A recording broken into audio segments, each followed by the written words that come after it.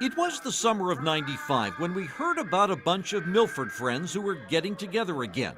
It was happening at Chris Will's house. We started in 1987, Memorial Day weekend. We were all home from college and needed something to do. What they did was organize a tournament, the Leaky Classic they called it. Wiffle ball, a cheap summertime backyard kids pastime. There were a bunch of friends there, some with budding families, having plenty of fun. They even had a dunking booth. We revisit this story today because 18 years later, we heard they're still playing somewhere down this path in Miamiville.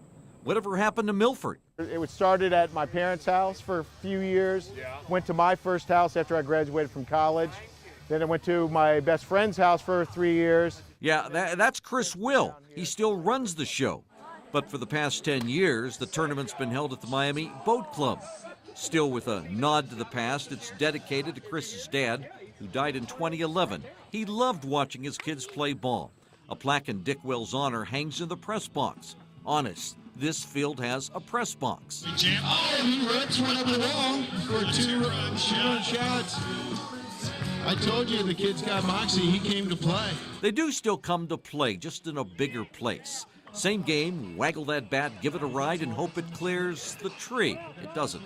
There are still funky-looking deliveries. There are still powerful-looking swings. Sometimes they die at the wall. This year is our largest turnout ever. It's 32 teams, mostly friends and friends of friends. One friend we recognized was Scott Williamson, National League Rookie of the Year in 1999 with the Reds. As a kid, growing up in Houston, Texas, we play a lot of wiffle ball, and if I remember right, it was a lot easier than it is today for me.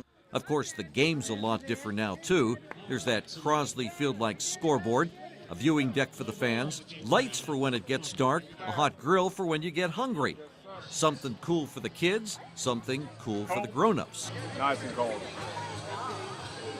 Most of the guys that we once saw play still play, but now they have kids that play very well. And last year, actually, the first year the championship was 2 kids teams, kind of signifying the end of an era. I think us old guys are getting too old. You're never too old for wiffle ball, but frankly, the tournament's now a great excuse to reunite every summer.